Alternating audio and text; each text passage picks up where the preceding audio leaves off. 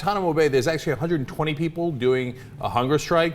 44 of them are being force-fed. Right. And now, you hear every once in a while, oh, force-fed. And you think, okay, I guess that's what they got to do in order to keep them alive, right? It almost seems like they're helping them. Like, we're helping. We're trying to keep them alive. They would starve to death otherwise. And as Mos Def is about to show you, and Anna's about to tell you, they're not really helping them. Right, so there are some arguing that this is a form of torture, and Mos Def wanted to do a video demonstrating what this is like. And after watching the video, you can decide for yourself. Let's take a look. By the way, this is extremely graphic.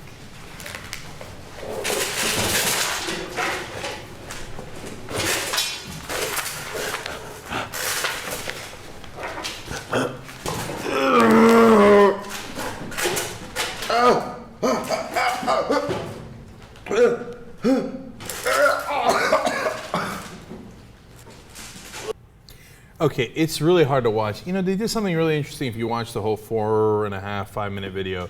At one point they were showing his shoes, and they were fancy shoes, and I thought, that's a strange thing to show, right? But then they showed him with no shoes on. And I thought they did a perfect job with that. The reason is, it dehumanizes him. Absolutely. Right, here's a good-looking guy, he's, a rapper, he's successful, he's famous, etc. And he's got a nice clothes on. And then all of a sudden you take that stuff off and he's got bare feet and he's in an orange jumpsuit. And you feel like, well, it's okay to manhandle him.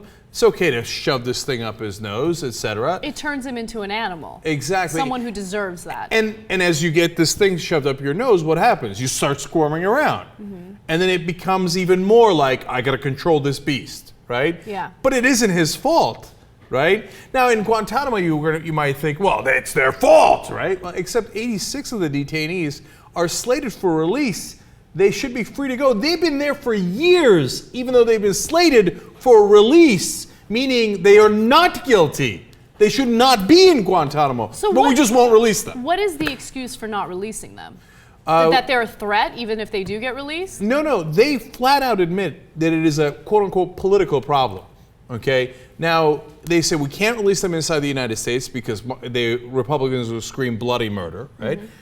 Now, I agree that it's a political problem in that sense, right? That wouldn't be my first political step. But first of all, they are free to go. That should mean something. That we're supposed to be a country of rule of law, right? But second of all, you can release them in other countries. But Obama, because he didn't want to have like a 0.5% chance that he would be judged politically for it, did a self-imposed ban on releasing them to Yemen, where actually I believe about 56 of them are slated to go. It's their home country. So while there's some trouble in Yemen, I don't like some people in Yemen, even though these guys are not guilty, and I've kept them in prison in a hellhole all this time, I've decided to do a self-imposed rule for political reasons not to send them back to Yemen. Because Obama doesn't care about those people, doesn't care about their humanity. All he cares about is, what's in it for me? I'm also wondering whether or not there's a fear that since they've been unlawfully imprisoned for such a long period of time, that maybe they will leave Guantanamo and then look for revenge against the states. There's no question that there is that fear. But okay, then couldn't we do that to anybody? We just grab you off the streets, torture you, keeping you in a hellhole for 12 years, and then say, well, obviously I can't let you go after I tortured you and ruined your life. You might want to do something about it. Okay, well, does a democracy do that? Does a liberal form of government do that? Or do dictatorships, authoritarian governments, oppressive governments do that? And I love that Obama is worrying about being politically judged.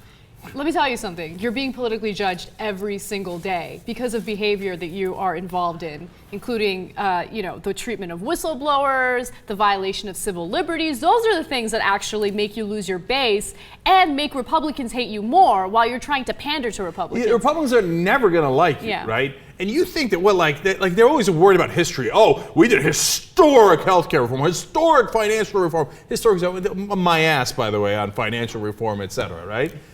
But you know what history is really going to judge you by? This.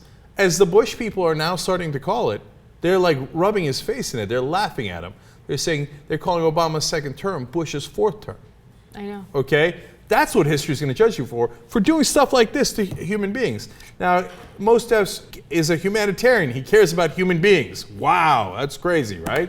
So he wanted to show what happens, and why I love that he did it, not just because you get to see it in reality, but the second reason I love it is because a lot of people know him through They think they know him. Obviously, he's a celebrity through the movies, through his songs, etc. So when they see it being done to him, it becomes more personal for them. And also, it's more likely that people who might have not had an interest in this issue are now more likely to see it because someone that they admire, whether it's a celebrity, a rapper, whatever it is, brings attention to it. So it's important for celebrities to do important work like this. Now we have one more video where he explains what he was feeling and what he was going through during this force feeding. I really want to thank you guys for setting this up and even having the idea to do it. I really didn't know what to expect. I remember tubing in the first part of it is not that bad, but then you get this burning. I got this burning. And then it just starts to be like really unbearable. It feels like something was going into my brain, and it started to reach to the back of my throat, and I really couldn't take it. Yeah, and he had to stop after one nose. They were doing the second nose, and he was screaming, and they're like, he's like, no, really, I don't want to do this, and they had to stop in the middle. And everybody who's gone through this, now this is force feeding. Now, we, of course, had the waterboarding that we used to do to the detainees. And there were people like Christopher Hitchens who were in favor of the Iraq War, et cetera. And they're like, all right, well, let me try it, all right? And they waterboarded him. He came out, as so many others did. They're like, oh, definitely torture. No question about it. It's the gagging and and all this stuff. The similarities are in some ways stark, right? Now, look, force feeding is a different category. I understand that. Waterboarding is clearly torture. And here we're talking about keeping people alive. But they didn't ask to be kept alive. And the reason they're doing a hunger strike is because they want to bring attention to this. That's why, again, Mostaf's video is so important. And by the way, if they're about to die, it brings more attention to it. And it makes people go, what in the world are we doing? How have we become this country? Does any of this remotely seem like a shining city on a hill?